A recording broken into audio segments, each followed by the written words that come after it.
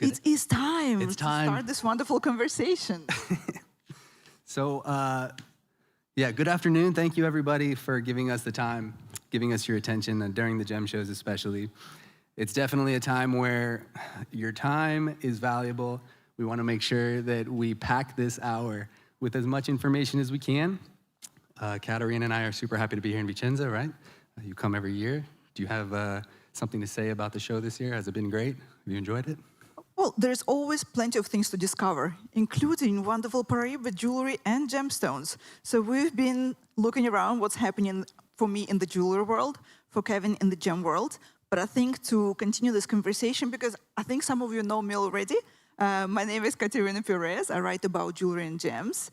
And I want you all guys to meet Kevin Ferreira, who flew all the way from the States just for this talk. Yeah, thank you. Thank you very much. I am extremely humbled to be here, to share my passion with everybody who's here. Many of you don't know me, but hopefully by the end of the presentation, you'll get to know me a little bit better. My family's been involved in the Paraiba mining trade and distribution in the United States and all over the world for many years. And for the last 5 years, I've made it more or less my life's work to get as much Paraiba education out there as possible. So that's where we find ourselves today, right? We're here really kind of cementing how important education is for our industry and for our trade. And that's why we have this in my hands now, the book about Paraiba tourmalines, which Kevin and I wrote together. Yeah. And it consists of several chapters. Actually, let's show on the presentation, because my knowledge spans across design, celebrities, auction houses. You're proficient in what happens with the mine, how the Paraiba was mined, and so on. So we put our forces together, and now this book is out there for all of you to enjoy. Right, so it's a pretty interesting story. About 2 years ago, Katerina and I, we put our heads together and we thought, how can we get more information, more important information out into the industry about such a notable stone, something that is very popular, but there is not so much knowledge out in the general public out for. So because of her extensive knowledge in jewelry and my access and availability as far as access to mines and my uncle's mines and my family's operations, we thought, well, we really need to do something with this information. The book was developed in a pretty interesting way. We tried to create a product that could be used as a tool and at the same time can be enjoyed, at the same time could be utilized to incite, to encourage a genuine curiosity about the stone. So we wanted people to understand more the story of Paraiba, and at the same time, we wanted them to ask more questions, right? So we gave them just enough information to really encourage that curiosity. You've been incredible, yeah, in doing that. I'm gonna flick the pages while you're talking about it. We wanted to talk about the evolution of price, the timeline as far as after the stones were discovered, and how the stones made it to market, because a lot of that information isn't necessarily out there for everybody to access. I really noticed, honestly, this whole process of education of Paraiba really started during the COVID time. We were doing these seminars online because we couldn't really go to gem shows, we couldn't really meet. We were doing these online seminars on different platforms like Twitter Talks, and things like Clubhouse. And I was participating in a panel of gemologists, accredited gemologists, industry professionals that really, they move the industry. And during one of these talks, somebody had called out one of my profile pictures that was some rough Paraiba from my uncle's mine and asked, oh, well, do you have access to stones? Tell us a little bit more about Paraiba. And that's really when I realized, I thought, wow, these are the industry giants. These are gemologists that have given so much to the industry, and many of them hadn't ever been to a mine before, haven't touched a piece of rough, haven't had that experience to give that true value to the end customer. And these are the individuals who are in contact with the end customer. So I thought, well, I need to do something about this, because how am I going to get customers like Beyonce, like Celine Dion, like some of these large, heavy hitter customers, how am I going to get them to understand a stone when the individuals that are moving mountains in the industry really don't have that information? So I found an issue and I wanted to solve it. And Katerina came in at the perfect time to really help me organize this thing. I mean, these 2 years have been incredible doing this project. Exactly. But today we're not here just to talk about the book. No. Today we're here to share valuable knowledge about Paraiba tourmalines. And Kevin has some amazing advice on how to buy Paraiba, how to select the best, lots of educational material. So I think we'll start with that. But yeah. before, I think it's great to know who is in the audience, because then we can also understand how good the information we're sharing is. Please, yeah. How useful it is. Guys, raise your hand if you're a jewelry designer or works for a jewelry company. Okay. And are you a gem dealer? Maybe there are some gem dealers here, or those who work with gemstones. We have some journalists here as well, I'm sure. Fantastic. Okay, we have a good mix of everyone to learn about this stone. And that's great, right? Because we have all facets of our industry, from the journalists to the dealers to the designers. Our main goal with coming out here today, obviously, is education. And why education? It's so important that more of the industry professionals that are moving the industry in directions and giving information to the end consumer. We want them to be as prepared as possible with the right information, because that's going to lead to more sales, right? Ultimately, we're in this business to survive, and the more information that you put out there, the better chance you have of being able to get your clients to consider Paraiba as their next potential purchase. So we developed this. I really had to cut down this presentation too, because if you let me, I'll stay here all day just talking about Paraiba. The wealth of knowledge you've accumulated, right? I did. I had to really condense the information. So we're gonna go through this with objectives. The idea behind all of this is for you to leave with more than what you came with. I'm not going to be able to talk about everything that's involved with Paraiba, but we just want to give you the information that's going to help you be more successful offering it to clients, talking about it accurately to your clients. I mean, that's the main goal, right? Let's go. Let's do it. Yeah. So I wanted to bring this about because I do see Paraiba as an opportunity. I think it's an untapped opportunity. There's a lot of potential in the stone for new individuals who are coming into the industry, even individuals who have been offering Paraiba for a long time. You may think when you go to a gem show and you see everybody has Paraiba, right? It looks like everybody is offering Paraiba. But the reality, the interesting thing, is that everything we know about Paraiba, everything that you see out in the industry, is a culmination of 35 years of intense mining. So it might seem like a lot, but when you think about it in those terms, for 35 years we've been intensely mining, we've been doing research, and what we have to show for it is what's in the industry. So imagine how many people aren't aware of Paraiba. Imagine how many people have not had their first Paraiba or haven't had a conversation about Paraiba. It leaves a lot of opportunity on the table. And you know what? If we talk about jewelry, Paraiba jewelry started being more prominent from about 2010 only. So it's only like, what, 14 years we're seeing it? It's a short amount of time for a stone with so much potential. So it's a rare type of tourmaline, investment potential. It's got striking colors that stir emotion. So how incredible is it when you have a stone or a piece of jewelry that basically sells itself just by how it looks? All you need is to add that extra bit of value, just be able to communicate that value cohesively and accurately to your customers to where it kind of sells itself just because of the incredible color. And you're not too late. So I've heard this before. Many people who see opportunities, you just missed it. You know, if you had just gotten in, you would have made a bunch of money, you know, or you would have been very successful. But how many people actually know about Paraiba? How many people are comfortable enough offering Paraiba to offer it to the masses? There's still a lot of potential in the stone. So the education is really why we're pushing this, to give more opportunities, to put, honestly, more money in your bank account, right? We're here as servants to you to provide this information to help you sell better, to help you offer and communicate value better. Or maybe buy better. Or right? buy better, yeah, exactly. If you're selling better, you're gonna be buying better. And if you're buying better, you should be selling better, right? It kind of works in full circle. The deep dive in education. So these were a few points that I identified that were very basic in understanding in the industry as far as origin, like where do Paraibas actually come from? We understand that they have different localities, different origins, but where do they really come from, their history? The rarity and availability. How rare is Paraiba really? How available is it really? And what affects those things? The story of rough, many people have never even seen rough Paraiba in their life, so being able to have that added depth in the story of the stone is very valuable. And then many people don't know about treatments and how the special relation of Paraiba, the relationship between Paraiba and light is very special. We're going to go over that briefly as well because it's another selling point. It's the one stone, the one tourmaline out there that interacts with light in a very special way.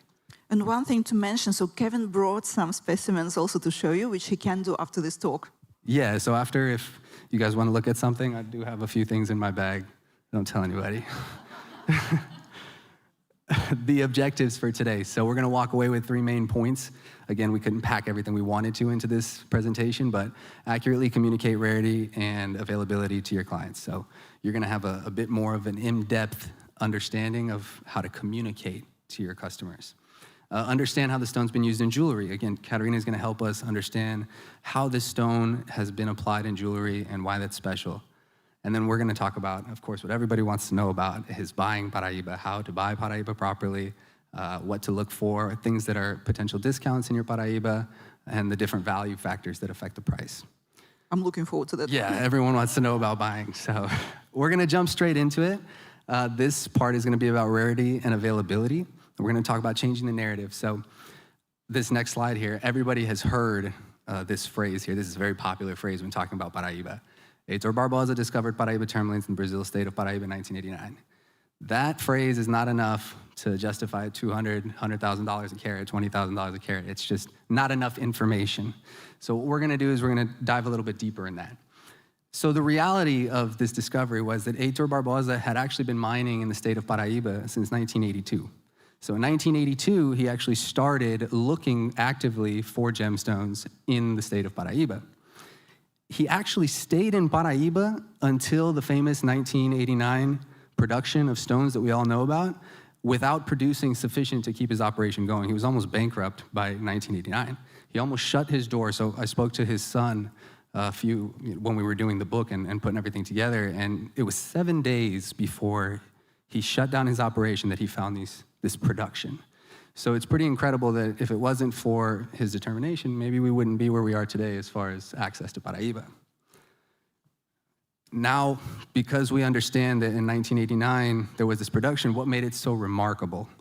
So it's so popular, this production, because it was the first time that these facet grade stones had come out of the ground with this color.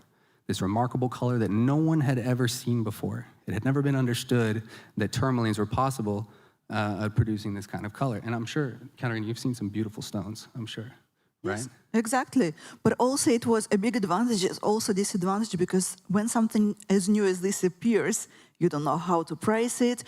People looking at it are not understanding, is it the real color, is it treated, how can we sell it to our clients, they've never heard of this tourmaline, right? So exactly. So it was kind of a shock to the industry that it was possible to have this kind of color in stone. So immediately the demand for this material skyrocketed. So in 1989, he had this production, and it was so special because it was the first time that these stones had ever been seen, tourmaline had ever been seen this color before. And then, of course, Heitor started making money, right? He put these stones out on the market at a price that very quickly exploded because of the attention. It's kind of an incredible story. The stones that were coming out at that time, a little side note here, the 1989 production, before that, there was actually copper-bearing tourmalines that had come out of the ground in Heitor's mine. He didn't know they were copper-bearing. I mean, nobody knew until GIA did their studies and found out why they were copper-bearing. But before 1989, there was actually some stones that came out of the ground. 1987, 1988, he had green stones, some bicolor stones, some bluish-colored stones that he had offered and even put in jewelry back before this production. But this was the first time these facet-grade stones came out of the ground this color. So you can imagine that the interest exploded, right? Nobody had seen this before, and people were trying to get their hands on it. Everybody from Asia to America to Brazil, all over, were trying to get their hands on these stones. These photos are pretty incredible, too. These are some really old photos of people back in the 90s sorting small pieces of Paraiba rough from Heitor's mine. And we also have to agree that when we see a Paraiba rough, it's amazing. But when we see a faceted tourmaline and the light playing inside, like, this is a special wow effect. Absolutely, yeah. The wow effect in Paraiba is unique and special. The color pretty much sells itself. But if we can understand a bit deeper the story behind the stone, that's going to just add that next level of depth to help us add that layer of conviction to our clients that it's worth what it's worth. This next slide here. So imagine the situation. 1989, an incredible production of stones no one had ever seen before. By 1992, the mine was in litigation. It means it was involved in a court situation for ownership. This halted completely this mine from 1992 to 1997. So imagine, I was kind of even telling Katerina, imagine you have a river that's feeding a city and you stop that river, that city is going to suffer some incredible losses, some problems. So you can imagine the industry was really losing it. The industry was really wanting more stones, and there was nothing coming out of Heitor's mine because it was shut down. And this led to new claims popping up around Heitor's mine, around his area. Up until that time, Heitor's mine was the only one putting out Paraiba. But very quickly, it was found that around his mine, there was potential for more of these stones. So new claims began to pop up around the region, and they were following the pegmatite veins. They were following them up through the mountain range. And that begged the question, right? They had to figure out what exactly was Paraiba. And let me put you on the spot here real quick. Right? What is Paraiba to you? I think for myself, Paraiba is something that brings an amazing feeling of being on a holiday. I'm sorry, but it looks like a swimming pool color, right? That everyone talks about, beautiful sea waters. So it always gives you association with some relaxing time and beautiful time. And yeah, that's an incredible answer. You're right. That's what it is. So Paraiba, very quickly, they had to discover what exactly it was. Again, you've got these new stones that came out of the ground. You have an incredible demand. You have the mine that was putting out these stones being shut down. So now labs have to step in. People have to step in with a certain education and determine, okay, what is Paraiba? What exactly is it? And it was discovered that there were these special tourmalines that were colored by copper. Now, this is also something that you hear pretty often when you're offering Paraiba. Oh, well, there's stones that are colored by copper. But why is that important? Why is that fact important?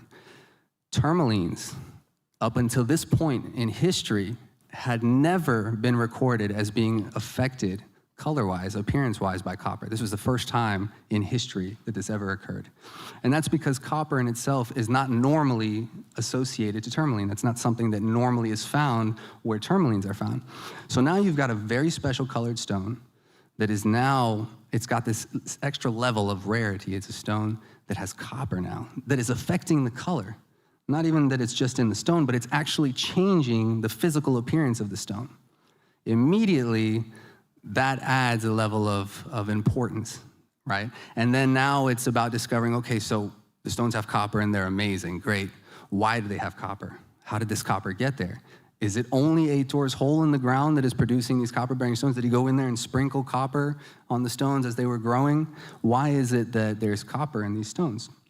And again, GIA does an incredible job of doing their research. Immediately after the stones were discovered in 1989, 1990, GIA went in and did an extensive study to figure out where did this come from? Where did this copper come from? So how did the copper get there? It's geology, right? So it's science, how the copper got there. It was discovered after study that the copper was associated to the tourmaline because of a geological occurrence, okay?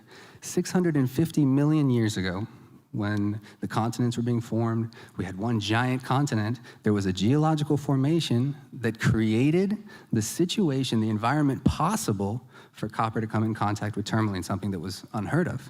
And in quantities that were so large and profound that they were affecting the color of the stone. So now, instead of it being a hole in the ground that had these magic stones, it was this geological formation in Brazil that was discovered as being the culprit, being the situation that occurred. So it's a phenomenon that these stones even exist. It's not even the fact that, oh, we have tourmaline that contain copper. No, that wasn't supposed to happen. It happened because of a geological phenomenon. It happened because of something that wasn't supposed to happen, and it gave way to these magic stones. We're going to come back to this picture that you see here. We're not going to get ahead of ourselves too far, but so far we're still in Brazil. You've got this geological formation, and the mines start popping up along this geological formation. And it's so incredible that, let me jump over here.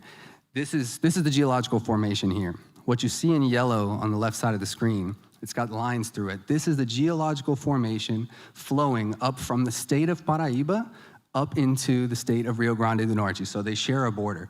Geological formations don't care about borders. They don't care about passports. They just are. They exist. And then we created the borders on top of it. So the fact that this geological formation formed these tourmaline is pretty incredible. It's not so much so that Heitor's hole in the ground found these stones, but he paved the way. He found these stones and gave us this opportunity to understand that these stones exist. So what we have here, these lines that I drew, that's the map. That's like a Google map that I took a picture of, the geological formation. It's so rare in Paraiba, where these stones are located, it's so rare that if you go to the left or to the right of those lines, you actually find blue tourmaline, but you don't find copper-bearing tourmaline. There's a very famous mine called Serra Branca that puts out stones that look just like Paraiba in the rough. They don't have that life that the copper gives them. But if you go left or right from the geological formation, you don't find copper-bearing stones. They're only located in that geological area. So, and then on top of that, to make it even more rare, even more complicated, inside Paraiba mines, you actually find other things. It's not just you walk into a Paraiba mine and it's just Paraiba for days, right? What it is it's an occurrence, it's concentrations of copper. You find morganite, you find other barrels, you find feldspars, micas, you find all kinds of other stones and even common tourmaline. So in a lot of the pockets, sometimes you'll find the copper-bearing tourmaline, but you'll also find regular green tourmaline. So finding Paraiba in a Paraiba mine is hard. It's difficult. It's not a very easy thing. So that adds another level of the rarity, right? So we're going to go back real quick here. Back to this. So this map here is an incredible. I borrowed this from GIA too. So if anybody's from GIA here, I'm sorry I didn't cite it, but this. We're giving credit. I'm giving them credit now. Yeah, this is GIA. They did a fantastic job.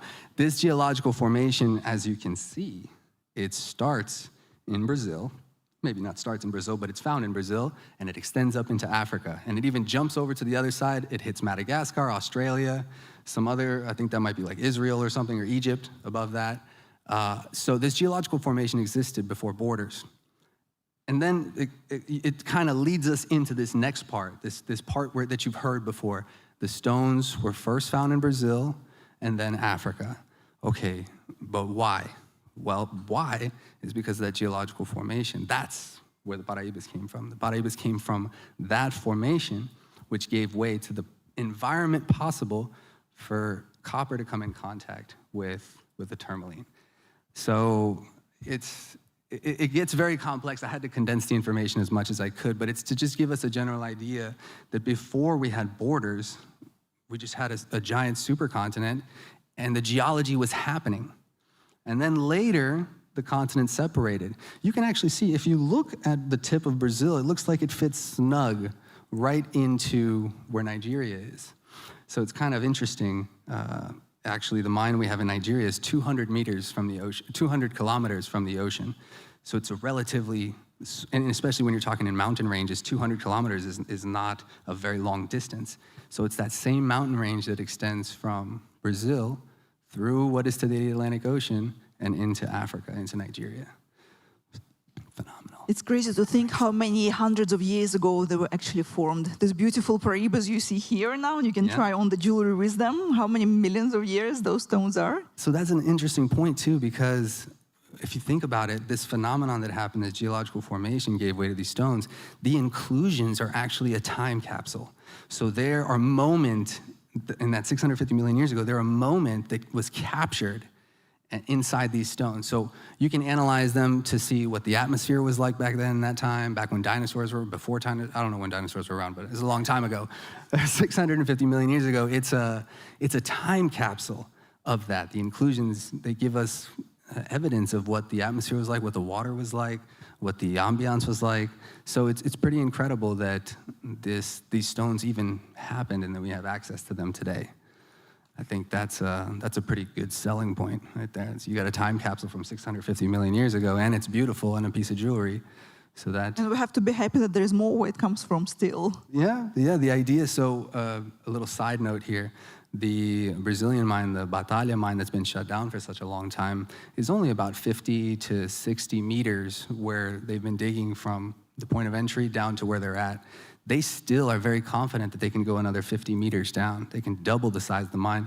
The Brazilian mine in Rio Grande do Norte is at about 100 meters, and they still have space to go. So the fact is, it's possible for there to be more stones. It is possible.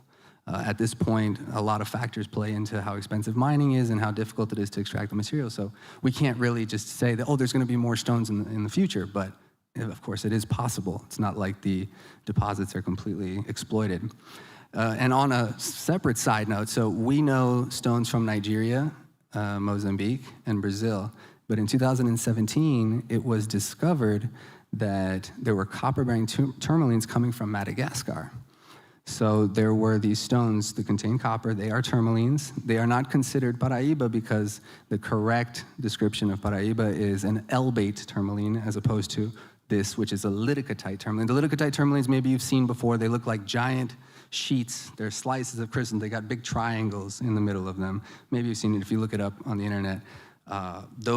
They were found as copper-bearing stones in Madagascar. So if you saw from that picture, I mean, potentially, there are some other potential deposits.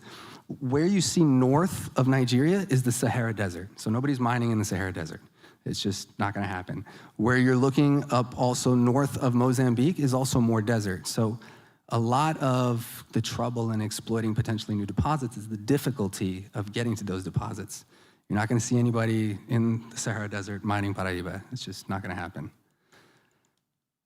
How origin is determined, I'm going to try and just do this real quick because there's a lot of science behind this, but the idea of origin, it works more like a system for comparison. So GIA and other authorities in gemology and labs, they have samples of stones from Nigeria, of Mozambique, and of Brazil.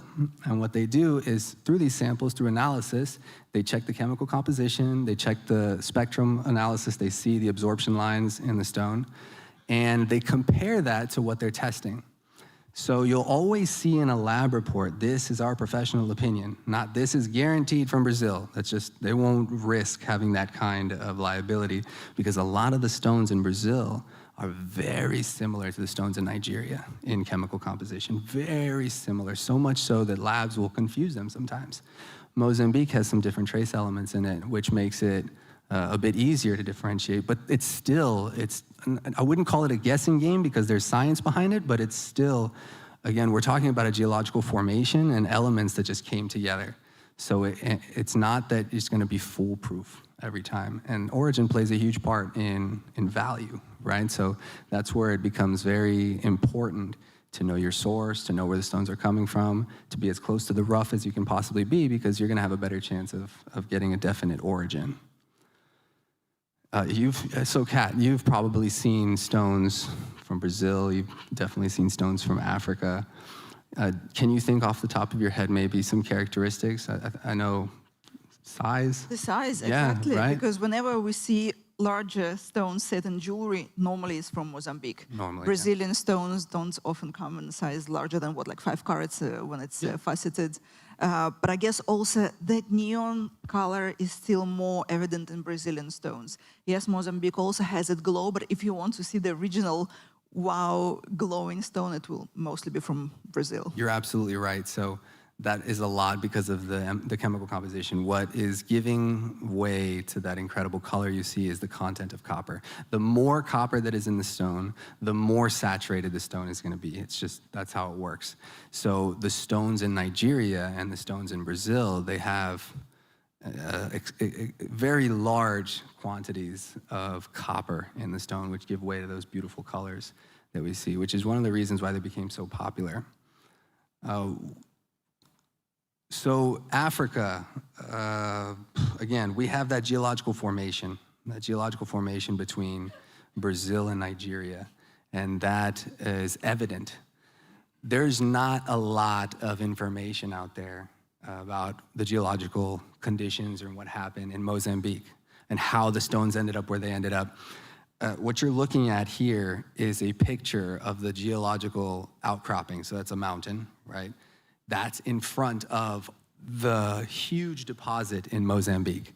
I mean, I have my own theories, and I theorize with other geologists because we're nerds, and that's what we like to do. And I have my own theories of how the stones got there. But what happened in Mozambique is a little different. It's a secondary deposit, so it came from a primary deposit, and it's made its way down a network of ancient rivers, and the stones deposited themselves on the banks of the rivers. It's a bit easier to extract stones out of there, but why isn't there then those studies that have been done in Mozambique? So between 2004 and 2009, there was a huge amount of material that was extracted by the locals in Africa. And I mean, it's unfortunate to say this, but the site has been completely exploited.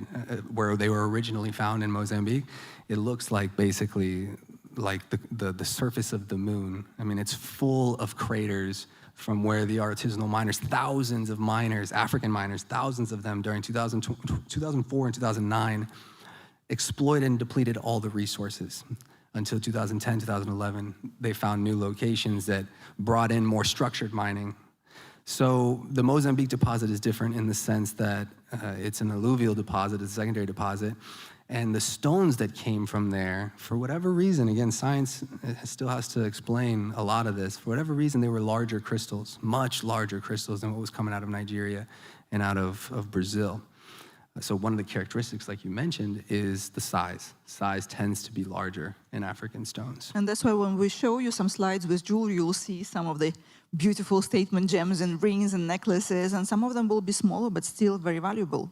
And I think all of us can't wait to get to the section about selling and buying. You know, why can you buy a humongous Paraiba pretty much at the same price as 5-carat Brazilian stone? You know? Yeah, no, exactly. So again, when I was we were both developing this presentation, I really had to be conscious of how much information I pounded into you guys, because it's really hard to tell you everything, right? So the idea is just to give you some tips for when you're buying, some things that affect value, some things you can look for.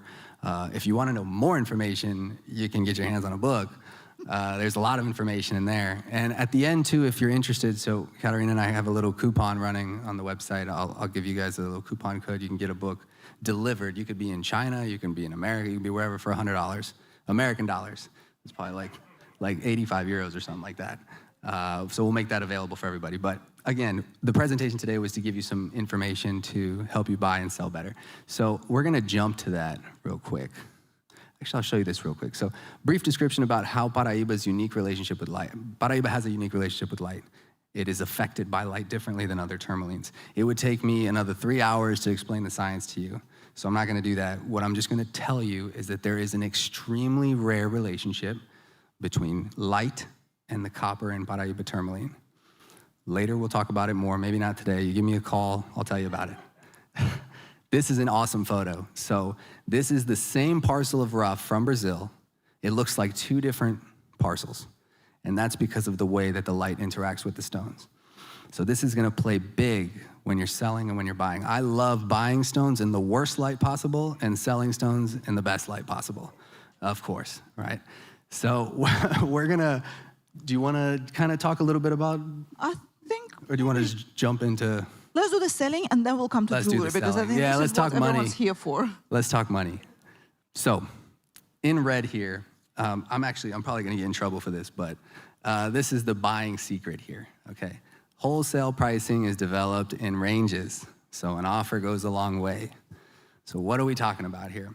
There is no set price range for Paraiba. There's no set like you have for diamonds, even for emeralds, sapphires, rubies. You kind of have a more established standard.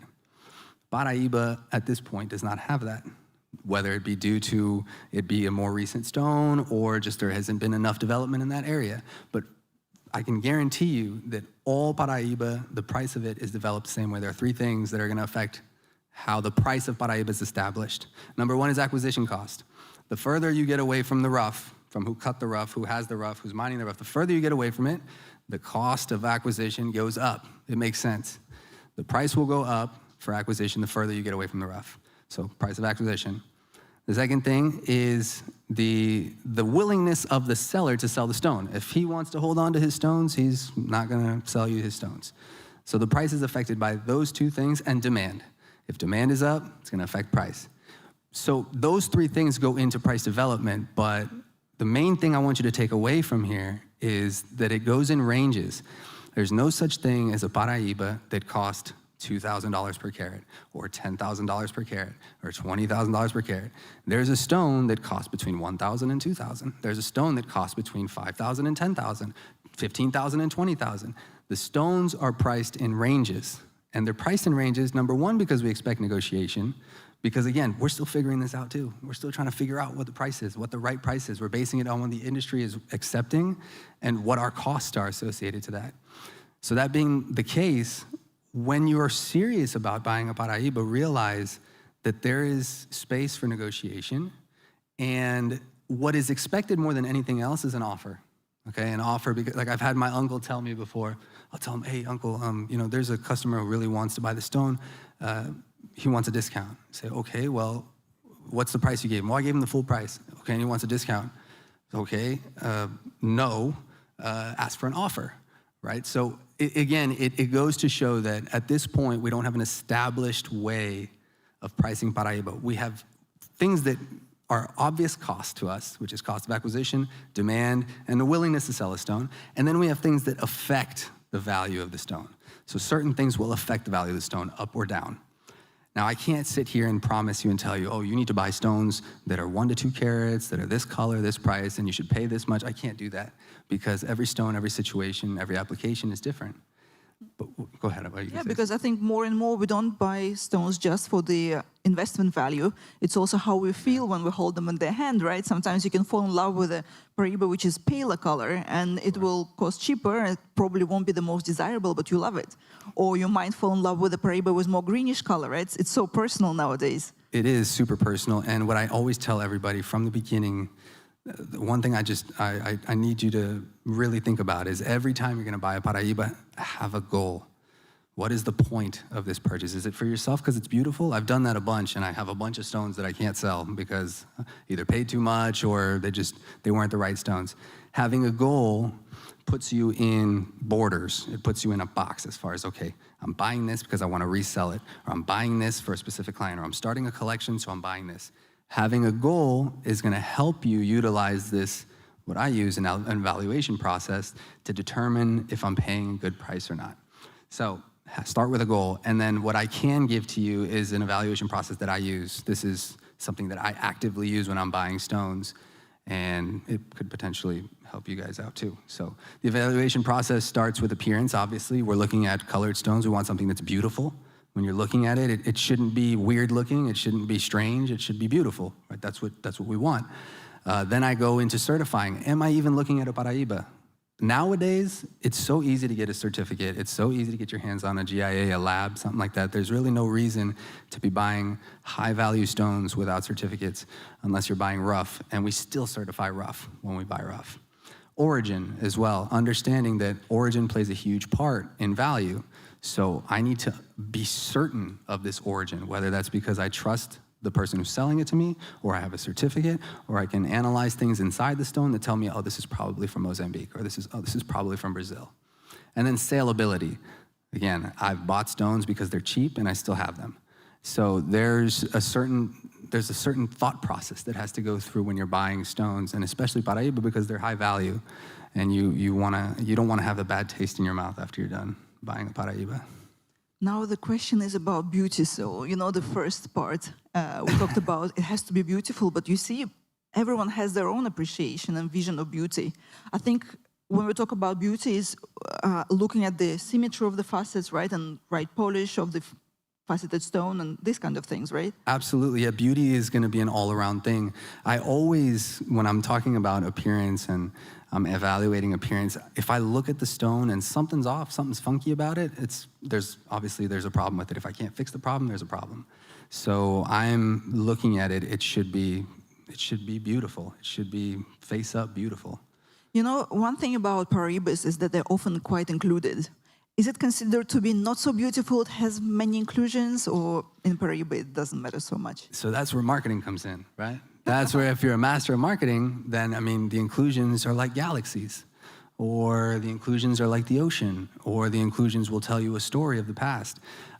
Really, it's how you spin it. You know, I can sell you this chair as a very important chair depending on how I spin it to you. So depending, again, your goals will determine if a heavily included stone is going to work for you or not. Me telling you that they're pretty or not is not going to make much of a difference if you don't have the goals set up. But I guess if its inclusion is close to the surface, or it's kind of visible on the surface, it's a danger for the stone that it can crack in the future, or no? So I've had a lot of stories of stones cracking when they're being set in jewelry, usually because there are some kind of potentially dangerous fractures in the stone. It is considered a type 3 stone, and type 3 means it's gonna have inclusions. So when you don't have inclusions, that's extremely valuable. But it's expected to have inclusions. When we get to the part about clarity, I'm gonna talk a little bit more about that. I'm gonna run through this part on color real quick. So these are secrets in color. These are some things that I use. They're secrets in color. I'm gonna try and get this to you, easy to understand. Checking different lighting. As we saw from that photo before, lighting plays a huge part in Paraiba because it shares a very important relationship with Paraiba. So, like I said, I buy stones in the worst color, in the worst lighting, and sell them in the best lighting. It's marketing, and it's trying to get a better deal. So if you're buying stones, you should be checking it in daylight. You should be checking it in red light if you can, in white light. Take it outside. Do what you have to do with it to see it in different lighting. And you should base your evaluation on where it looks the worst. As much as that sounds insane, you base it on where it looks the worst. Turn matched pairs on their side. So this is something that I discovered. Obviously, matching colored stones is not easy. Matching Paraiba is really hard. Really, really hard because of the tons of nuances in the hues and the saturations. So if you have the stones in a box next to each other, a white box, and you turn the stones on their sides, you get a better idea of color and if the color is matching properly or not. That's something the GIA does. They grade stones, they grade color pavilion up so you can see through the pavilion of the stone because that's where you're gonna see the best color. You don't get distraction from the facets. So that's a little trick that you can use to check for matching. And then, you know, if somebody's selling a matched pair at X amount of dollars, you say, oh, well, this doesn't match perfectly. You know, there's a bit of a discount there if it doesn't match perfectly.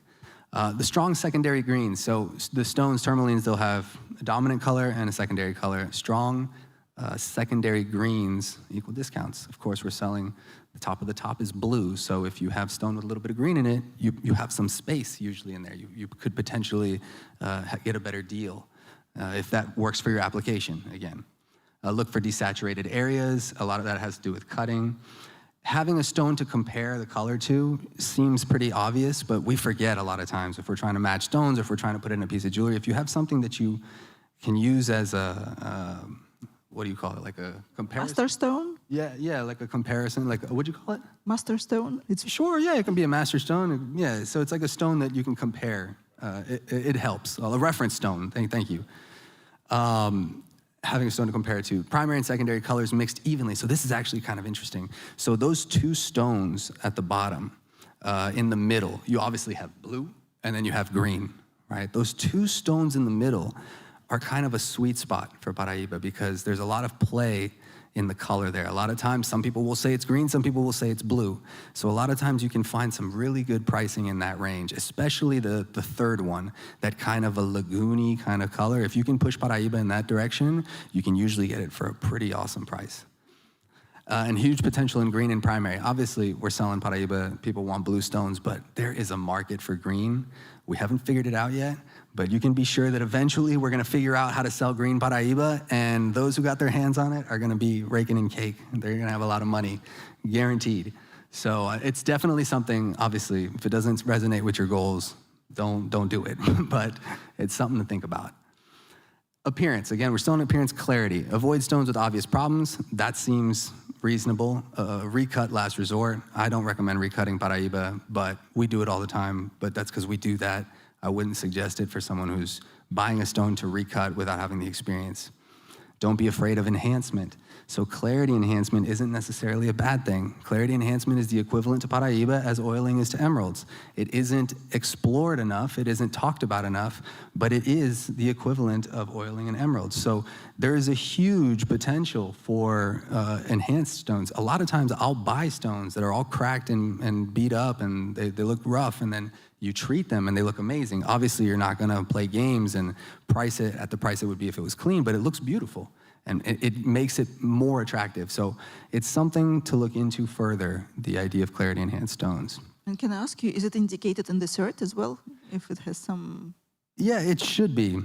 It should be. The labs have gotten good at this point to be able to identify if there's any kind of oiling done in the stones. They've gotten pretty good at it. Of course, oil from your fingers or oil from the stones when you're cutting them, they can get into the stone as well.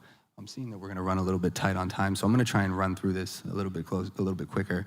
We're going to jump to certify. You should know your source, obviously, when you're buying Paraiba. This is a little secret here. So maybe you guys won't really understand this, but the XRF machine, X-ray fluorescence machine, is a machine that is used to test for different chemical compositions in gold and metal and other elements. But you can actually put a Paraiba or a copper-bearing stone under one of those XRF machines and get a copper reading. So that is a really interesting, because a lot of jewelers and a lot of people will have these XRF machines and don't realize you could use them to identify copper. So that's kind of a little trick right there that you can use. Look out for imitations, apatite, aquamarine, topaz, a lot of basic gemological testing. You can deduce that it's not those things. Origin, obviously this plays a huge part in price as well, and the resale value. So all of this, again, I wish we had more time to kind of elaborate on all these things, but the main thing is knowing your source, identify your goal, use some of these tips as far as color, realize that there is space for negotiation, be serious about your negotiations, and just try and establish these strong relationships in the industry with individuals who deal with this kind of material, because they can kind of guide you into good or bad potential stones and investments. Maybe y'all should know this too. So this is interesting. So investment potential, hard facts. Just these 3 points. Paraiba cannot be synthesized. It has yet to be discovered a way to synthesize tourmaline, probably because it's so complex. It's a really complex stone. So they have not found a way to synthesize Paraiba. You'll never have a lab-grown Paraiba. So that's really powerful, is understanding that. The price has changed. We're no longer in 1990 when you can buy fine stones at $1,000, $2,000 a carat, and that's not going to change. And Katerina and I are going to keep doing what we're doing. We're going to keep educating, we're going to keep talking, we're going to keep teaching, and hopefully this is going to continue to increase demand. So there's a huge potential in the investment opportunities that Paraiba brings. Yeah. And I think if we have a couple of minutes, let's just go through slides with jewelry quickly, yes, just to show please. the variety of Paraibas that jewelers use in their designs.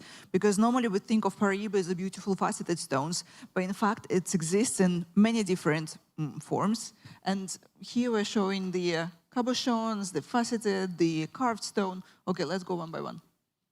The most traditional faceted. It looks beautiful, it enhances the design, but I think the difficult part about Paraiba, and not just for designers, but also for those who wear it, and that's, I feel, one of the reasons why it hasn't really truly risen to the heights of the popularity, is because the color is so strong that it takes attention of entourage around it. And if a woman wears this stone, it also puts her on the spot. You know, people in the room will notice her. They will ask her, what is this you're wearing, right? And I feel that in this world, there are still lots of women who don't feel comfortable or don't feel confident enough to wear statement jewelry. Sure. So for those who do, Paraiba is your stone. Here is a great example that, yeah, the rough form of this gem is absolutely stunning. I honestly only seen it once, as we see here, the ring by Susanna Grau-Battle. She's the one who used Paraiba in, actually she got from you, right? The original. And she did a beautiful job with it, but again, it's something to embrace still. Here we see the beads, again, not a perfect faceting, but the color still stands out and adds to the design. And then, of course, the melee, the beautiful pave with Paraibas. And what I've heard is actually it's very hard to find these tiny Paraibas because there's so many different hues, as you say, that exist. Imagine you mine the stone, you cut it, and then you end up with, I don't know, 10, 12, 15, 20 different tonalities. 30, yeah. And then you have to pick them one by one to put in this parcel, so it's a job. Don't think there's plenty of those out there. So, carved Paraiba. This is, again, Wallace Chan's design. I've only seen it several times. Beautiful carved earrings. And here we know Atelier Munsteiner, how they work in their signature style with gemstones. And of course, you know, the cabochons that bring out the inner beautiful world of the gemstones, the kind of, how do you call it? Like a I would call it freeform. Yeah, I'd call it freeform. Yeah, and these are pretty unique. You won't see another one like this. Mm-hmm. And again, how does Paraiba make you feel? This is the great question in the end, right? Because I will never forget the first time when I saw a Paraiba tourmaline. I was very lucky, okay? I just started writing about jewelry on my website. That was 2013. And in the first year, I wrote an article about Paraiba tourmaline, which made, at that time, World Guinness record. It was 191 carat Paraiba. Yeah. I mean, I think it was from Mozambique. It was the first time I've seen this stone, and I will never forget how I felt seeing the color, okay? Because again, like for everyone who sees it for the first time, you go, wow, what is this? So I think when we buy Paraiba gemstone and jewelry, it's not just for the beauty, for the investment, it's actually how it makes us feel. And this is also why we wear jewelry, to give this extra woo to your day, absolutely. Right? Yeah, the first, I mean, me personally, when I hold a Paraiba, it just makes me feel like I'm holding like a secret, right? I'm holding something that is hidden and mysterious, right? And so it's truly precious, and no one can deny how rare it is, how special it is, because it's sought after collectors. I'm sure there is lots of Paraibas all over the world in the collections which we'll never see possibly, but it's great to know this beauty exists. And here, when I walk down the halls, I can say that 30–40% of jewelers actually do use Paraiba, and now they're more brave with the designs of Paraiba. Very often we see a stone with a halo, 2 halos, or very classical setting, because it's such a stone that's hard to work with, as I said, for a designer.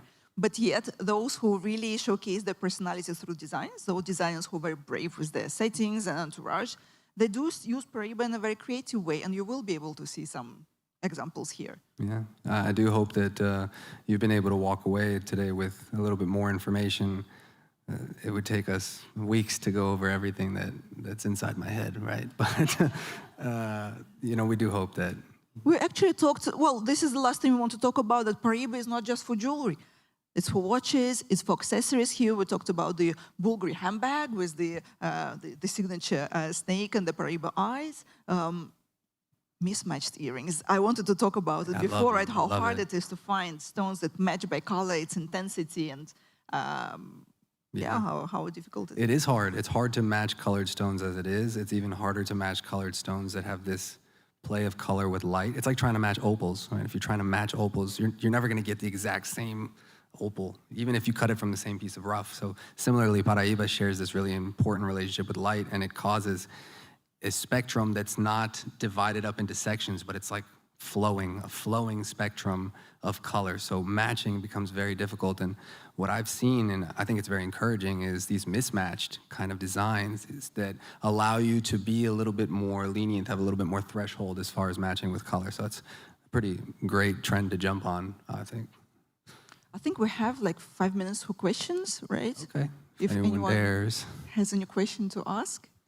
But you know, when I was writing this book, I also did a review of red carpet, because we have to admit that celebrities play a great role into popularizing jewelry, the way it's worn, and what stones women, not just stones, but designs women want to wear. And frankly, I think one of the first time I saw Paraiba on the red carpet was 2012.